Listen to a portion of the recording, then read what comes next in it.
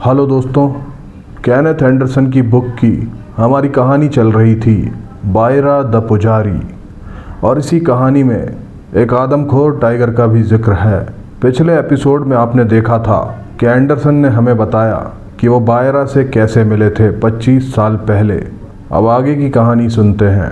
अब एंडरसन कहते हैं कि मैंने बायरा से पूछा कि तुमने क्या शिकार किया है, यानी तुमने किस चीज़ का शिकार किया है।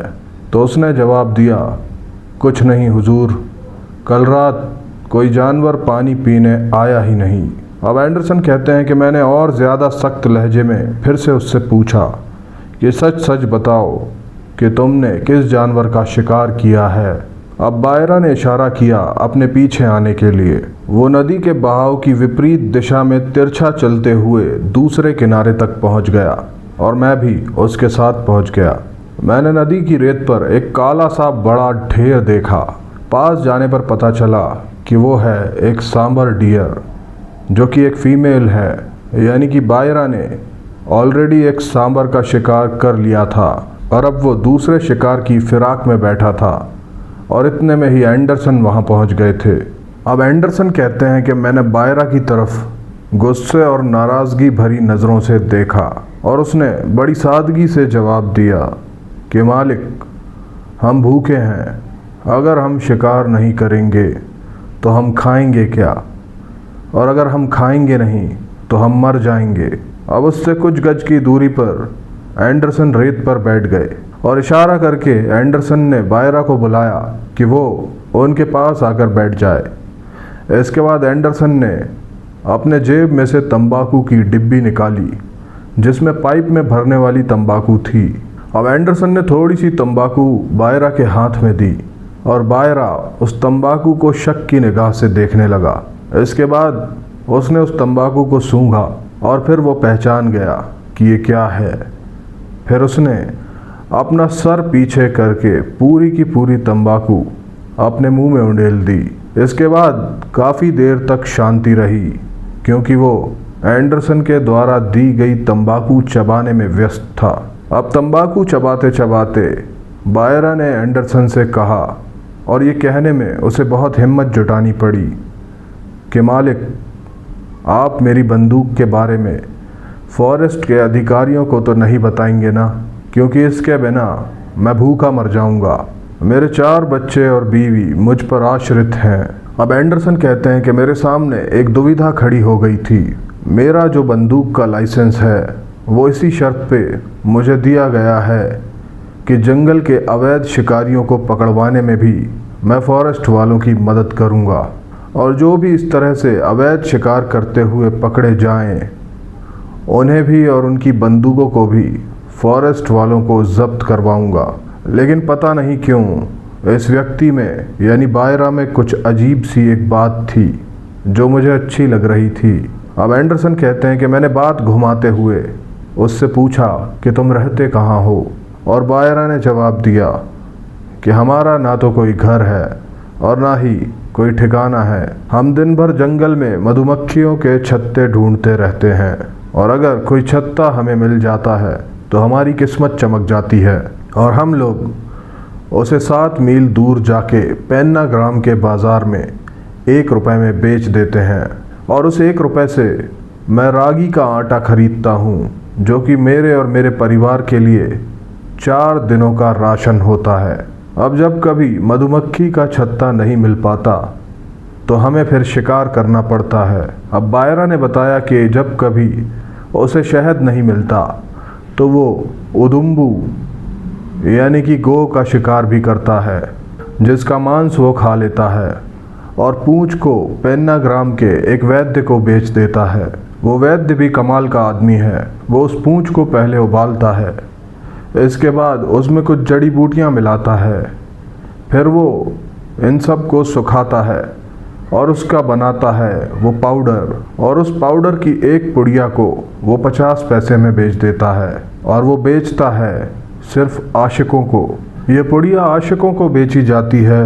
अगर कोई आदमी इस पाउडर को बस एक चुटकी लेकर अपनी मनपसंद लड़की के बाएं कंधे पर छिड़क दे तो वो लड़की उसे खुद चाहने लगेगी।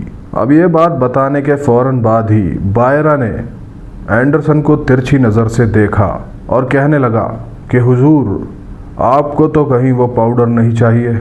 अगर आप चाहें तो आप अपनी मनपसंद मेम साहब के लिए वो पाउडर ले सकते हैं और मैं आपको वो लाकर भी दे सकता हूँ। उसने ये भी कहा कि वो वैद्य उसका बहुत अच्छा दोस्त है और गोह की पूंछ की सप्लाई के लिए वो मेरा एहसानमंद भी है, तो वो मुझे फ्री में एक पुड़िया तो दे ही सकता है जो मैं आपको दे दूँगा।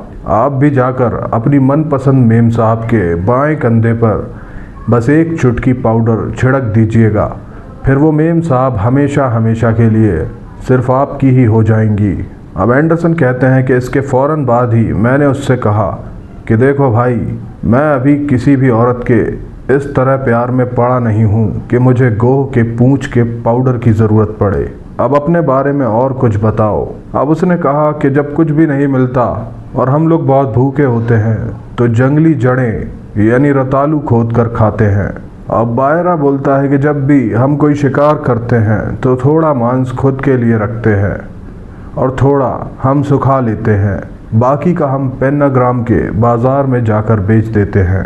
आखिर में बायरा ने शर्माते हुए अपनी बात पूरी की और उसके बाद वो बोला कि मुझे पूरा यकीन है कि महाराज, आप मेरी भरतल बंदूक के बारे में फॉरेस्ट गार्ड को नहीं बताएंगे, जो बंदूक मुझे अपने पिताजी से मिली है और उन्हें मिली थी उनके पिताजी से, जिन्होंने उन दिनों में इसे 30 रुपए में ख़रीदा था। अब उस बदमाश ने फिर से मेरी तरफ शरारत भरी निगाहों से देखा, लेकिन उसके होठों के कोनों पर एक मुस्कान भी थी। अब एक लाइसेंस होल्डर होने के नाते मेरा ये फ़र्ज़ बनता था कि मैं इस व्यक्ति को फॉरेस्ट में दे दूं, और उस बेचारे का वो चेहरा देखकर मैंने अपने ज़मीर का गला वहीं के वहीं घोट दिया और एक न्यूट्रल आवाज़ में मैंने उससे कहा कि ठीक है बायरा, मैं तुम्हारी बंदूक के बारे में किसी को नहीं बताऊंगा और मैं ये वादा करता हूँ। ये सुनते ही वो उछल पड़ा और खुशी से झूमने लगा। इसके बाद फिर से वो ज़मीन पर मेरे पैरों पर गिर गया और 3 बार अपने माथे को ज़मीन पर उसने टच किया। पुजारियों द्वारा आभार व्यक्त करने का सिर्फ इकलौता तरीका यही है। उसने सादगी से मुझे कहा कि मालिक, मैं, मेरा पूरा परिवार, मेरे बीवी बच्चे, हर कोई आपको दुआ देगा और मैं सबकी तरफ से आपका शुक्रिया अदा करता हूँ और मैं आपके हुक्म का ग़ुलाम हूँ। अब मैंने बायरा से ये वादा लिया कि उस दिन के बाद से अब वो मुझे फॉरेस्ट बंगलों पर मिलने आया करेगा, क्योंकि मुझे बायरा से बहुत सारी जानकारियाँ भी चाहिए थी इस जंगल के कार्निवोरस जानवरों के बारे में। और इसके बाद मैं अपने रास्ते चल पड़ा।